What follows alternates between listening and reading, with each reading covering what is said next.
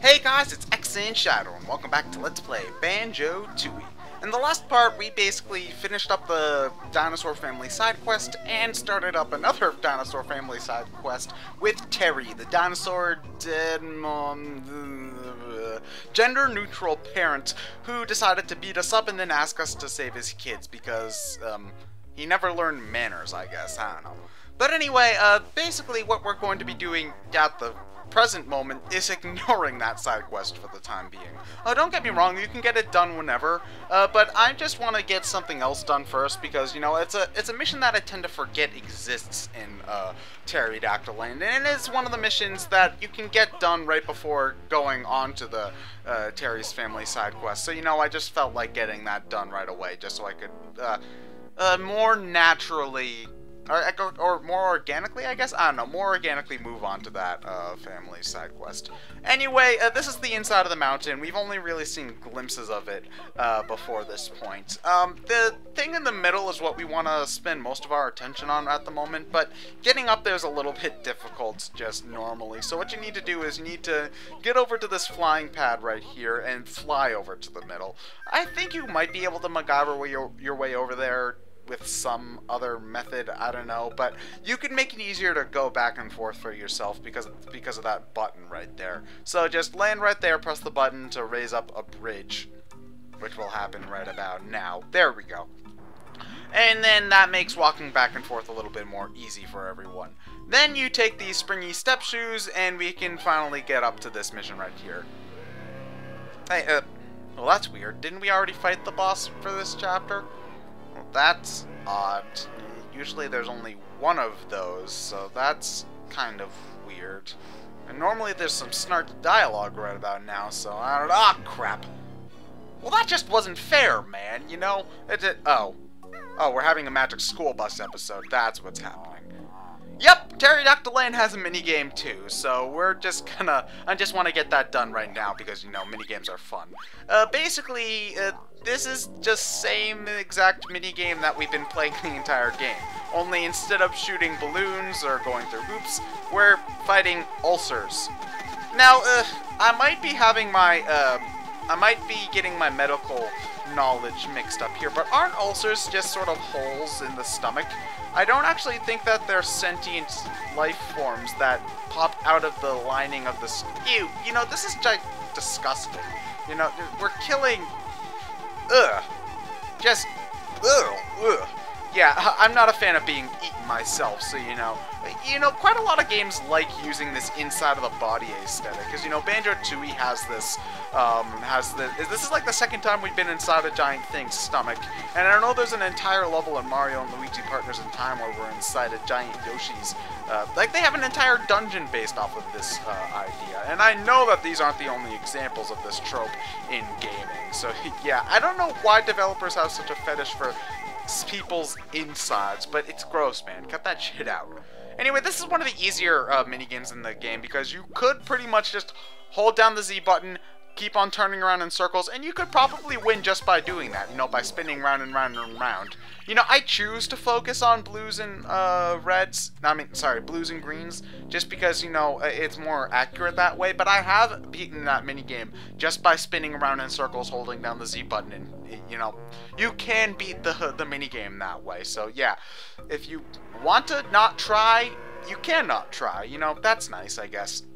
And he's polite enough to just spit us out right away, so, you know, that's nice of him, I guess. I don't know. I will say that that is one of the more fun minigames to play, though, just because I love having Rapid Fire and Breagle, Buster, whatever that thing's called mode.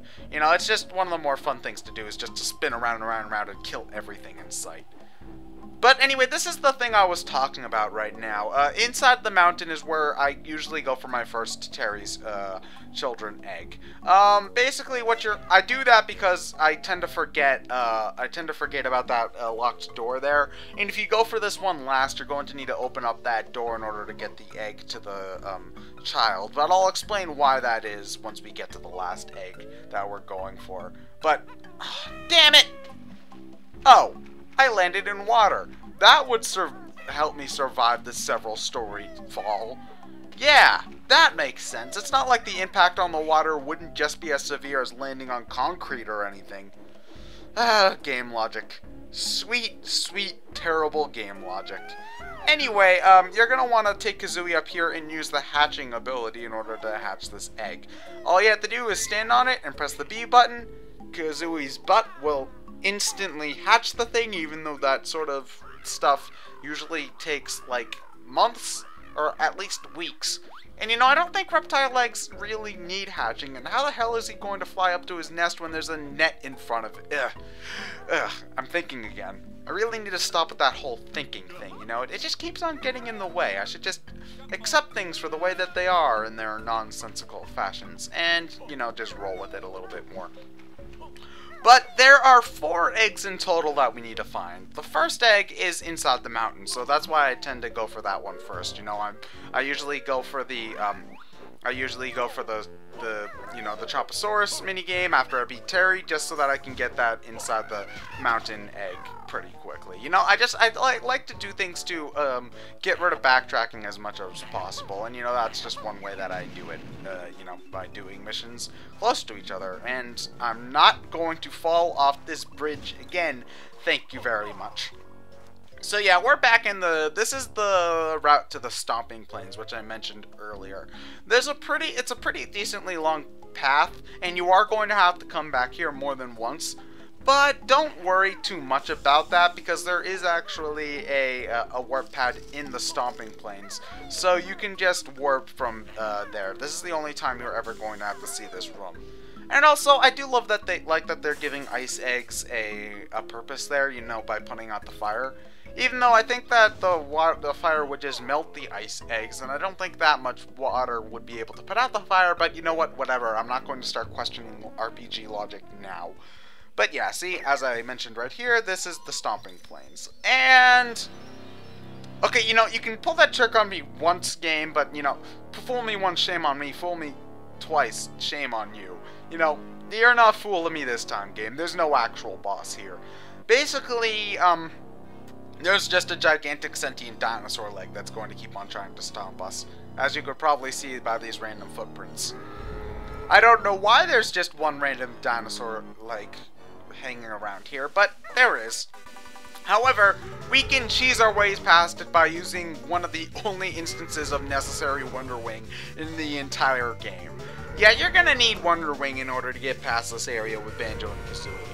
If you try to just run from those little into those little dinosaur footprints where you might think you're safe, you can't reach it as Banjo and Kazooie. It's basically impossible. And if you don't have the feathers cheat, you're going to need to use all 10 of your Wonder Wing feathers in order to get through that place. So yeah, good luck with that. You can get stomped once, and you'll have only 1 hit point left. But if you get hit another time after that, you're going to be dead. So keep an eye out for that. Anyway, there's 3 different buttons to press on that side. 1 button to press as Banjo and Kazooie, 1 button to press as Kazooie alone, and 1 button to press as Banjo alone. Ow! See, that was what I was talking about. Now, aside from my mess up there, you can actually make it through this entire area as Kazooie alone without getting stomped by anything, as long as you're quick about it, you know. Banjo alone, yeah, that's not happening at this point. You're going to just need to wait until we get a power-up in a later level before you actually go and get that door open there for Banjo alone, I should say. However, we don't have that ability yet, and we're not going to get it until the next level, so we're just going to have to wait for that one, unfortunately. Yeah. I did get a Jiggy for getting all of those yellow Jinjos, though, and that was pretty nice, I guess. You know, it's you know, not too bad, I suppose. So anyway, if I remember correctly, I think at this point I'm going to be heading towards the flying pad that I unlocked for beating... yeah, I pressed the wrong button. The flying pad that I got for beating Terry.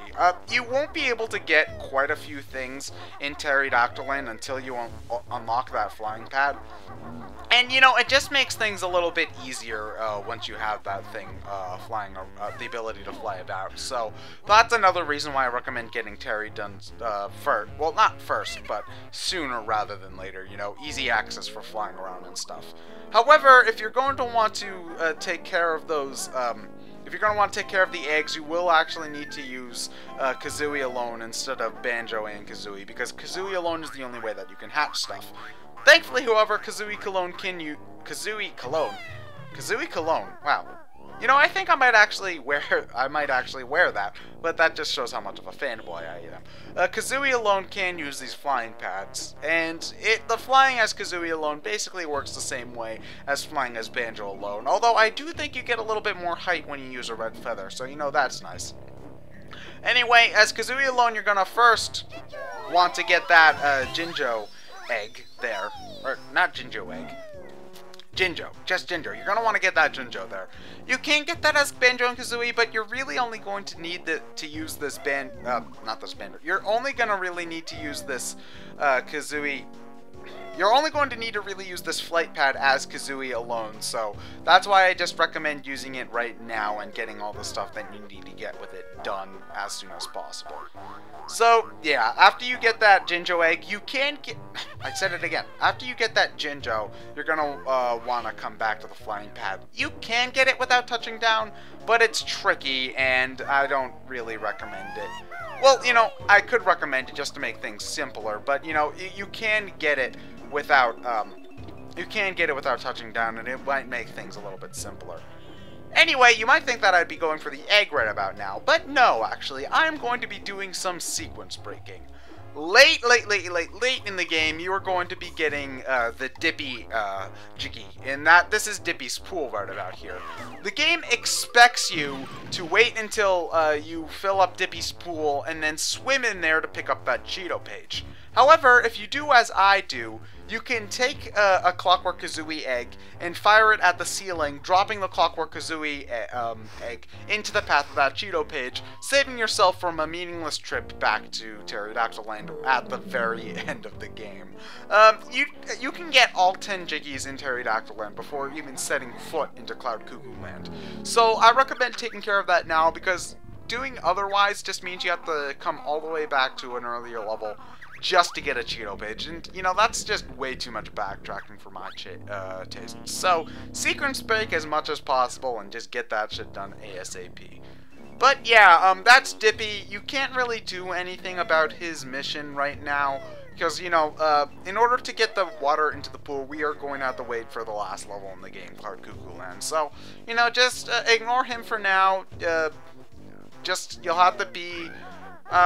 have to be satisfied with not having every single Jiggy in the game, and I'm gonna die, aren't I? I am pathetic. But yeah, the great thing about post commentary is that I can just edit. Oh, I actually didn't need to edit because I am spawned right in front of the flying pad. Oh, well. The wonderful thing about spawning right in front of the flying pad is that I don't have to edit. Yeah, yay me.